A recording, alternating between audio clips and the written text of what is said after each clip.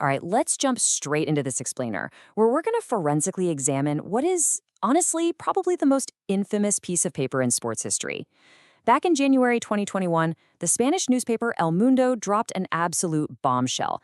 I mean, they published 4 highly guarded pages of Lionel Messi's final contract with FC Barcelona. And the numbers? They were just astronomical. We're talking 555 million euros over 4 years. If you break that down, it's a mind-bending 138 million euros every single year. So today we're going to go through this contract line by line. And we aren't just looking at the massive bottom line, you know? We're going to actually dissect the very mechanics of the deal. Because when you truly understand how this money was structured, the clauses reveal exactly how Barcelona completely lost control of their finances in this desperate bid to keep their star player.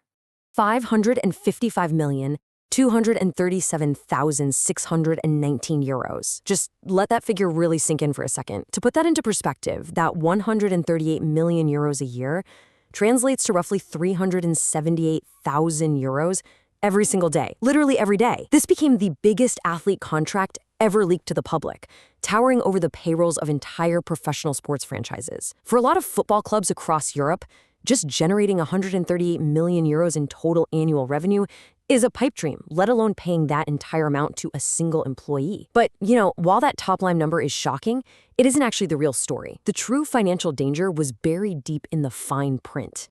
So definitely stick with me through this explainer, because right around minute 6, we're going to cover the specific clause that meant Messi could receive guaranteed payments even if he was injured. It's the exact financial mechanic that made this contract a trap that Barcelona couldn't possibly escape. We'll get to that structural trap in just a bit, but first, we kind of need to understand the absolute chaos surrounding how this highly classified document even saw the light of day. When El Mundo hit the newsstands on January 31st, 2021, they didn't just publish the numbers. They launched a direct front-page attack, explicitly accusing Messi of ruining the club. To understand why they published this, you really have to look at the context of the time. The club was drowning in political turmoil under the administration of then-President Josep Bartomeu. A massive debt crisis was brewing, and leaking this information, well, it was essentially an act of institutional warfare. It was clearly designed to shift the blame for the club's rapidly accelerating financial ruin away from executive mismanagement and squarely onto the shoulders of their greatest ever player.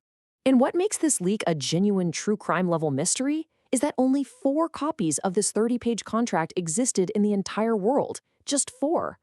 One was held by Lionel Messi's camp, one was locked tight inside FC Barcelona's executive offices, one was filed with La Liga, and one was held by his law firm.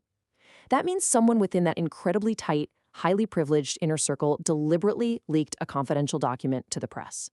The morning this hit the newsstands, absolute panic ensued.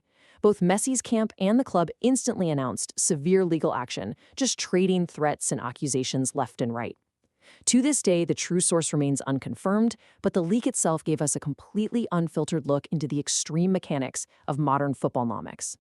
Okay, so the crucial part here is breaking down these numbers line by line.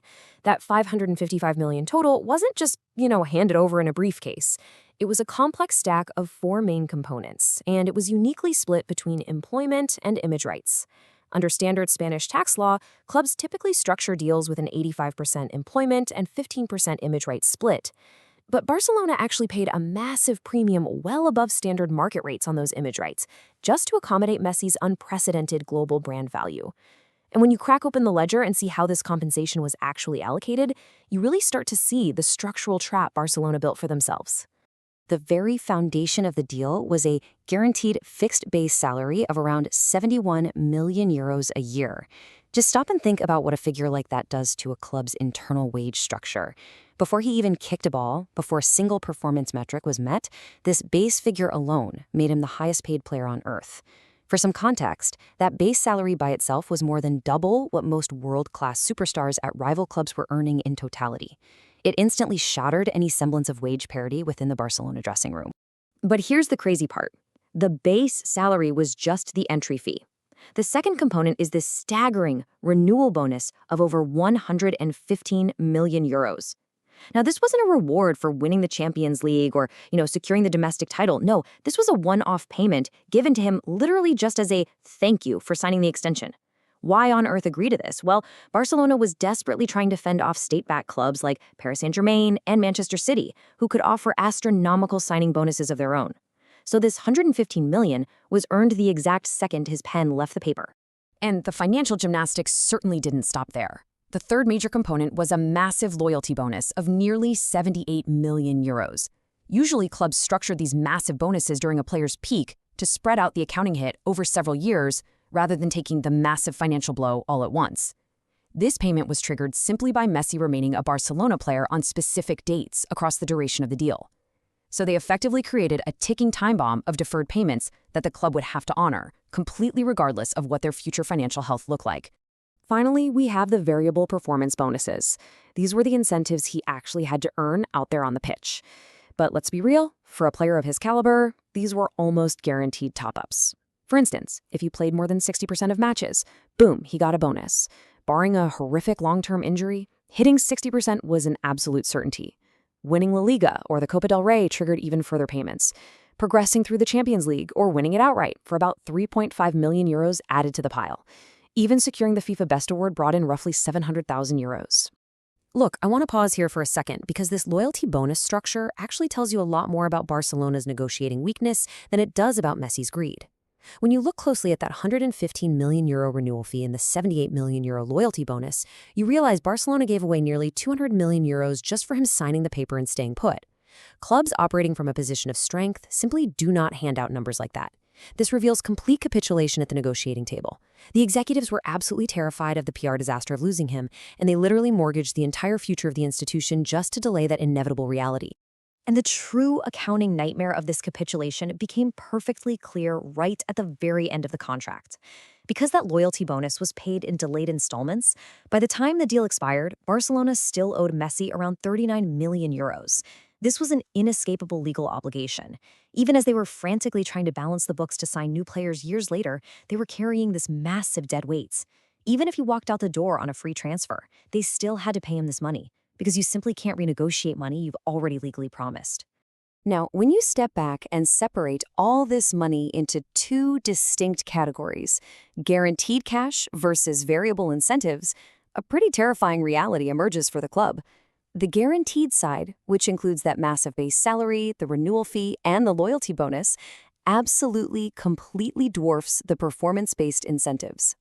And here is the ultimate trap I promised to reveal earlier: the injury and availability clauses, or rather, the lack thereof. In a normal sports contract, a long-term injury mitigates the club's financial risk, usually through insurance limits or reduced pay structures based on appearances. In Messi's deal, there was no such safety net. Because the extreme wealth was locked into the renewal fee, the loyalty bonuses, and the massive base salary, he was guaranteed this absolute fortune even if he spent the entire season in a hospital bed. The entire structural design of the contract dictated that the vast bulk of the money was paid out completely irrespective of his physical fitness or his availability. This incredibly rigid, inescapable obligation trapped Barcelona at literally the worst possible moment in modern history. Just as the global pandemic hit, stadiums emptied out. The club's critical matchday and commercial incomes completely collapsed overnight, with revenues dropping by hundreds of millions of euros. Against that sudden, violent drop in income stood the immovable, rigid object of Messi's guaranteed payouts. This dynamic helped push Barcelona's total institutional debt well past a staggering 1 billion euros. Sitting right on top of their suffocating wage bill was this enormous slice, the largest athlete salary in the world. Now, to be fair, it's important to note that Messi did actually agree to a significant 50% pay cut when the pandemic struck. And because they didn't win every single trophy, he didn't take home the full 55 million. But the wage-to-revenue ratio, which is the core metric European clubs monitor to ensure their survival, was completely shattered. Even cut in half, his single slice consumed a totally unsustainable percentage of the club's rapidly shrinking operating budget.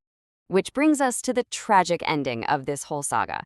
When the contract expired in 2021, Messi was actually willing to slash his wages again just to stay.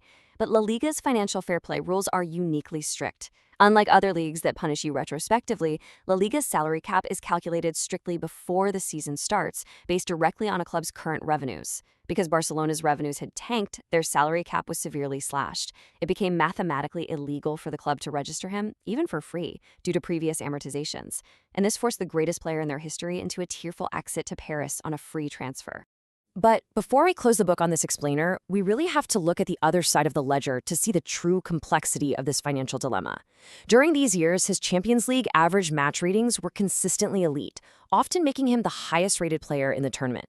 Furthermore, financial sources estimate that while Messi cost the club $138 million a year, he generated an estimated 30% of Barcelona's total commercial income through sponsorships, shirt sales, and global touring.